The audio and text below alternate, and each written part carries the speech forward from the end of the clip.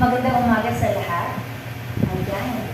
Magsitayo po muna ang lahat para sa ating panalangin. Sige, dikit natin ang ating mga mata. Iyokod natin ang ating mga ulo. Manalangin tayo. Diyos Ama, maraming salamat po sa araw nito. Maraming salamat po sa panibagong buhay at panibagong araw na iyong ibinigay. Naway bigyan niyo po kami ng panibagong lakas at kaalaman, pati na ng pag-iintindi ng sa gayoy aming maintindihan ang talakayan ngayong umaga. Ang lago na ito ay aming dinudulog sa ngalan ni Jesus. Amen. Ayan. Sige, bago kayo umupo ay pakikuha muna ng mga kalan sa baba at ilagay niyo muna ito sa inyong mga bag. Sige, maaari na kayong umupo. Ayan. Magandang umaga muli. Kamusta naman kayo? Ayun. Ako naman po ay nagagalak na malaman na kayo'y okay. Ngayon, bago tayo tumungo sa ating bagong talakayan, maaari ko bang malaman kung sinong lumiban sa ating klase o sa ating tagpo ngayong umaga? Aba, walang lumiban sa ating klase. Ibig sabihin, kayo ay talagang nagagalak at gustong makinig sa ating talakayan. Naway, ipagpatuloy nyo lang ito nang sa gayoy mas hindi kayo mahuli sa ating talakayan at mayroon pa kayong matututunan. So, ngayon, bago tayo formal na dumako ay ano nga ba yung mga pamantayan sa loob ng ating klase? Una, tama, maupo ng maayos. Pangalawa, ang makilahok sa ating talakayan. At kung mayroon kayong naisabihin, gusto nyo sumagot, or mayroon kayong naisidulog, maaari itaas nyo lamang ang inyong kanang kamay at maaari na kayong magsalita. At ang panghuli, ilabas sa inyong mga kwaderno at kanila upang itala ang ating talakayan ngayong umaga. Sige. Ngayon, ay magbalik-aral muna tayo. Ayan. Sino sa inyo ang makapagbabahagi na tinalakay natin kahapon? Sige, Ginoong Pinagunda. Magaling. Bigyan niyo naman ng tatlong palakpak si Ginoong Pinagunda. Ayan. No? Ang tinalakay natin noong nakaraang araw ay patungkol sa pangalan. Ayan. Kaya naman ay dumako na tayo sa ating panibagong paksa ngayong umaga. Ngunit bago yan, mayroon muna akong ipapagawa sa inyo. Handa na ba kayo? Ang pamagat ng ating gagawin ngayong umaga ay tukuyin mo ko. So, ang panuto dito ay kailangan nilang panuurin o pagmasdan mabuti ang mga larawan at tukuyin kung ano ang mga kilos o galaw na ipinapakita. Handa na ba kayo? 1, 2, 3. Unang larawan.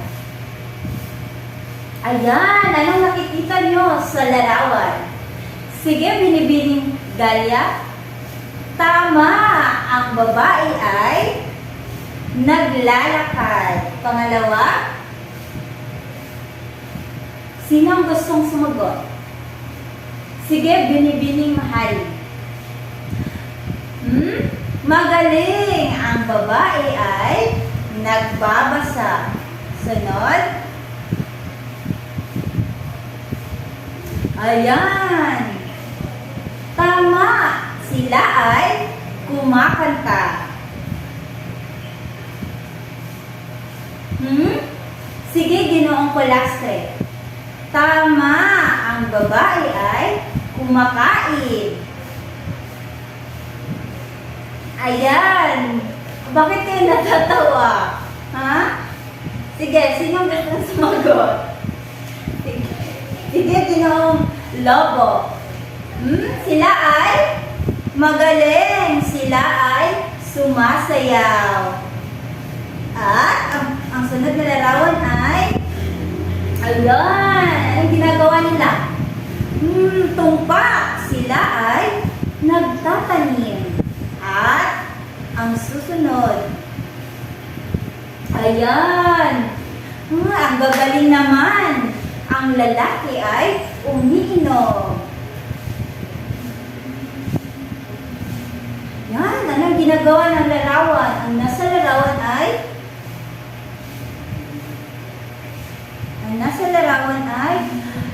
may tama ka, umuupo. At ang panghuling larawan, anong ginagawa ng mga bata? Magaling binibining akita niya, ang mga bata ay naglalaro. Ayan. Ngayon, mayroon na ba kayong alam kung ano ang tatalakayin natin ngayong umaga? Bago yan, mayroon pa akong isa pang ipapagawa sa inyo.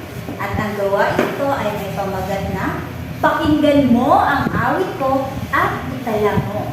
Ang panuto dito ay kailangan pakinggan mo mabuti ang awit na kahit ayaw mo na at isulat sa isang kapat na papel ang mga salitang narinig na nagsasaad ng kilos. Handa na ba kayo? Handa na. Ayan. Sige, makinig ng mabuti ha.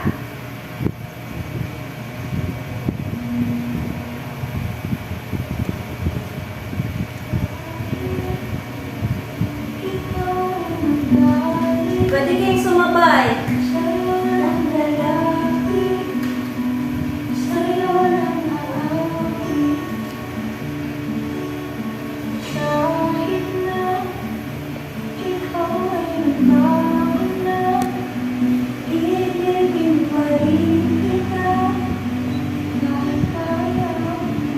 Manood ng mabuti para makuha ang mga salitang nagsasaad ng kilos. Iisipin ang nag-inip lahat ng ito. O bakit makiramit ang umalis? Pakiusap ng mga kalang bumigit. Dahil mag-usap nila lang ika'y kumito. Huwag mo kong iwan na ayusin ang ginito. Dali sabihin na ayaw mo na. Pero pinag-isipan mo ba? Laki, ako'y lalaki. Tayo malayo, ikaw malayo, ika'y malabo, malabo, tayo malabo. Bumalik at muli ka rin aalis. Tatakbo ka ng mabilis. Yayagapin mo mahigpit. Ang hirap pa. Ayan, bibigyan ko lamang kayo ng 5 minuto para itala ang mga nagsasaad na kilos, mga salitang nagsasaad na kilos sa kanta. Sige, ang oras ay magsisimula na. Ayan, tapos na ang 5 minuto at ang sagot at ang mga salitang nagsasaad ng kilos sa kanta ay tanan! Sino ang mga nakakuha ng lahat ng salita? Ayan, magaling, mahusay at talaga namang halos lahat ay nakuha no, ang mga salitang nagsasaad ng kilos sa kanta. Bigyan ng 5 palakpak ang sarili. 1, 2, 3, 4, 5. Ayan. Ngayon naman ay bago tayo dumako sa ating talakayan, sa palagay ninyo, ano ang mga salita na nagsasaad ng kilos? Sige, binibining mahalin. Magaling! Ang salitang nagsasaad ng kilos ay pandiwa. Aba-aba, napakagaling naman. Paano naman? Batay sa mga ginawa natin kanina, so palagay ninyo, ano kaya ang magiging talakayan natin ngayong umaga? Sige, Ginoong Colastre, may sinasabi ka? Magaling, tumpak, no? Ang ating tatalakayin ngayong umaga ay patungkol sa pandiwa o verb sa ABS. So, narito ang mga layunin natin ngayong umaga. Una, sige, pakibasa ng sabay-sabay. Natutukoy ang mga pandiwang nakapaloob sa pangungusap. So, kayo ay tutukoyin nyo ang mga pandiwang nakapaloob sa pangungusap. Pangalawa, may paliliwanag ng buong puso ang kahalaga ng pandiwa sa pang-araw-araw na buhay. At kayo naman ay makapagpapaliwanag daw ng buong husay, no? Kung ano ang kalagayan ng pandiwa sa ating pang-araw-araw na buhay. At pahuli, nakasusulat ng tula na naglalaman ng hindi kukulangin sa 10 pandiwa. Ayan. At pahuli, kayo ay makasusulat, no? Ng isang tula na naglalaman ng mga pandiwa. Ayan. Ngayon, no? Sa palagay mo, ano kaya ang pandiwa? Meron ba kayong ideya? Magaling, no? Ngayon, ano nga ba ang pandiwa? Ang pandiwa daw ay mga salitang nagpapahayag ng kilos o galaw. Ayan, tama si Binibining Mahalin kanina na sa kanyang sinabi na ang pandiwa ay nagsasal ng kilos. Ayan. Pangalawa daw, ang mga pandiwa ay binubuo ng salitang ugat at mga panlapi makadiwa. Ano raw? Ang pandiwa ay binubuo raw ng panlapi at salitang ugat. Ayan. At ang salitang ugat raw ay nagbibigay ng kahulugan sa pandiwa. Ang panlapi naman ay nagpapakilala ng iba't ibang panauhan, kailanan, at tinig ng pandiwa. No?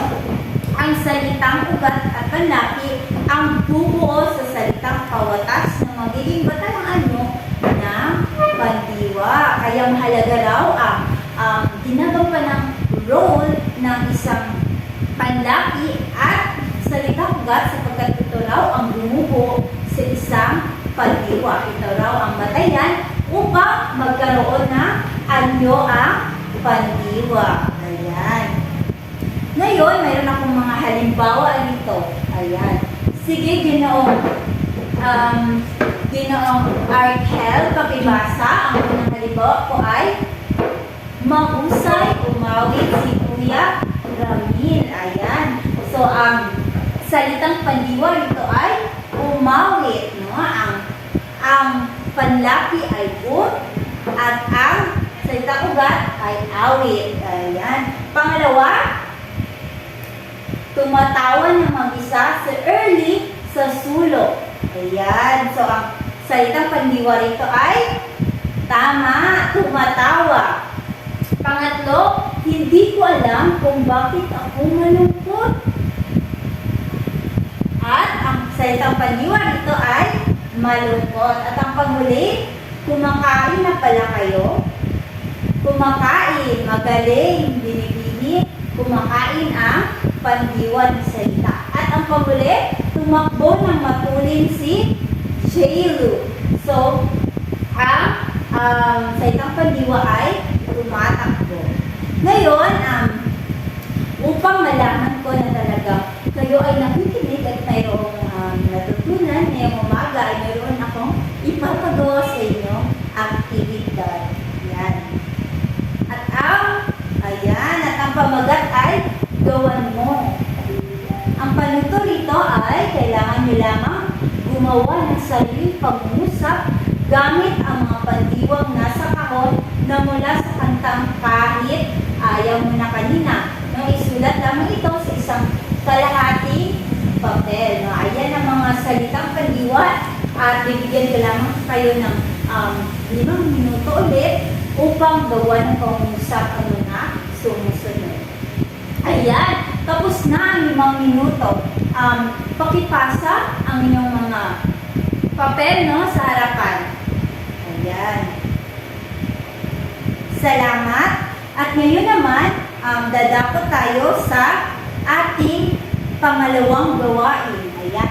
Tukuyin mo. Ano nga ba ang tutukuyin nyo? Ayan. Ang gagawin nyo lamang ay tukuyin ang pandiwa na nakapaloob sa pangungusap. Sa lubuhitang ang panlapi at isulat sa patlang ang salitang ugat nito. Ayan. Magsisimula na ang inyong pagsagot.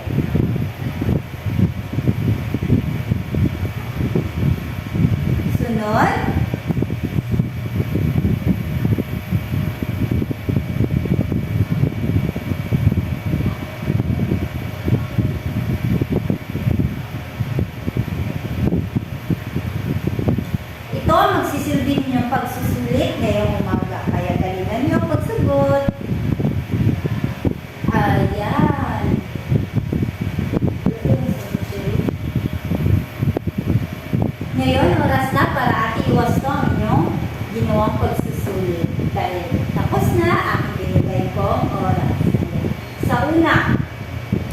J-Lo ay kumakanta ng mahina habang naglalakad pa uwi.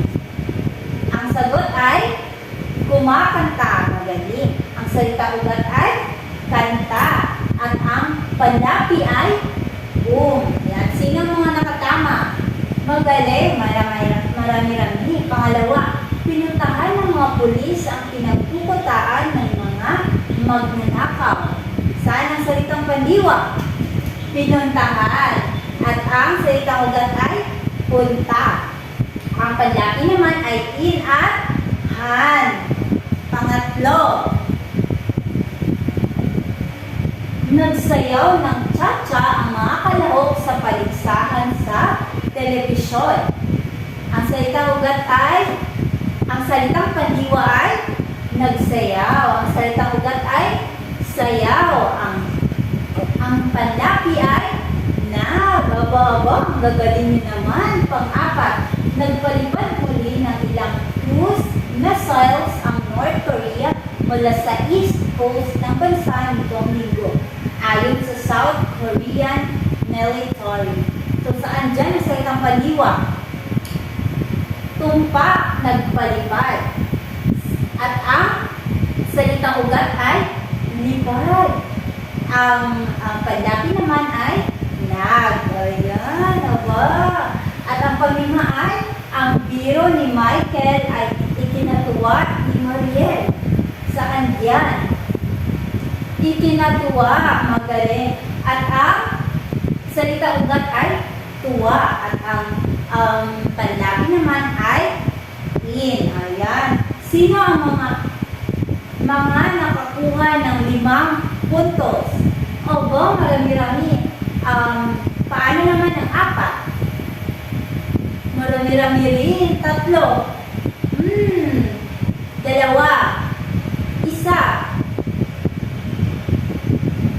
Aba, talaga namang kagila-gilala sa inyong mga ipinakitang katalinuhan ngayong umaga. Hindi na kayo mga gwapo at magaganda, kayo rin ay matatalino. Ayan. Ibig sabihin lamang nito, kayo ay talagang nakikinig sa ating talakayan ngayong umaga at mayroon kayo natututunan. Mayroon pa po bang katanungan? Mayroon po bang nais linawin? Idulog? Idagdag? Wala na? Dahil wala na, mayroon akong katanungan para sa inyo. Sa inyong palagay, gaano ba kahalaga ang pandiwa sa ating pang-araw-araw na buhay? Binibining Galia? Para sa iyo, mahalaga ang pandiwa sa ating pang-araw-araw na buhay sapagkat sa ating araw-araw na ginagawa, mayroon tayong kilos na ginagawa. Tama. Ikaw ba ang binibining Galia? Pinapahalagan mo ba ang bawat kilos na iyong ginagawa sa pang-araw-araw? Magaling, no? Ako'y nagagalak na. Ikaw ay talagang pinapahalagan mo, no? Kilos na iyong ginagawa sa pang-araw-araw. Sapagkat ito'y may mahalagang parte o bahagi, no? Bahagi ito ng ating desisyon sa buhay. Ang pag-kilos. Ayan. Ngunit, sa inyong palagay, gaano pa kahalaga na mayroon tayong kilos na ginagawa sa mga bagay na ating gustong gawin? Sige, Ginoong Diyos. Obo, mahusay. Talaga namang tindig balahibo ang iyong sagot, no? Ayon kay Diyos, kay Ginoong Diyos, sabi na kanina, no, na kailangan daw na sa bawat hakbang na ating gagawin, mahalaga ang pagkilos sapagkat hindi natin maaabot, no?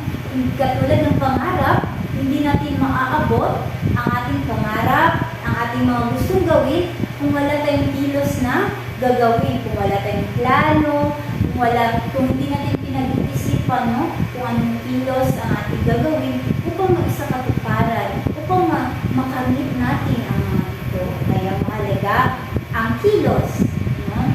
Dahil ito ang daan para masungkit natin ang tagumpay natin inaasam-asam. So ngayon, ulitin, mayroon pa po ba kayong tanong? Mayroon pa kayong natutunan ngayong umaga? Ako'y nagagalak na ngayon mayroong natututunan sa ating aralin ngayong umaga. No? Mayroon pa ba kayong nais siguro? Nais idagdag? Wala na. Dahil wala na kayong nais idagdag at itanong, narito ang inyong magiging takdang aralin. Babalik muna tayo. No? Narito ang inyong takdang aralin. Ayan.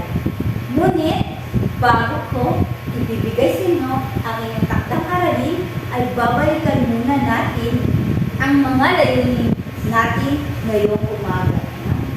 Ayan. Una, natutukoy ang mga pandiwang nakapaloob sa pangusap. Natuhog ba natin ang unang layunin? Tama, natuhog natin. Pangalawa, na ipaliliwanag ng buong puso ang kalaga ng pandiwa sa pang-araw-araw na buhay. Natuhog rin ba ito? Magaling, natuhog. At ang pangatlo, nakasusulat ng tula na naglalaman ng bibig, kukulangin sa 10 pandiwa. Nakuha ba natin? Natuhog ba natin ito? Hindi pa, tama. At upang matuhog at makuha natin ang layunin ito, narito ang inyong takdang aralin. Ayan. Ang gagawin nyo sa inyong takdang aralin ay kinakailangan kayo ay sumula, no, ng isang tula na naglalaman ng hindi kukulangin sa 10 mga pandiwa.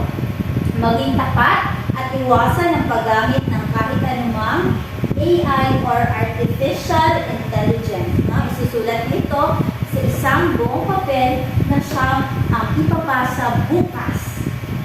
Yan. At narito ang mga pamantayan sa inyo sa paggawa nyo ng tula. Yung una, pagkabuo, 15%.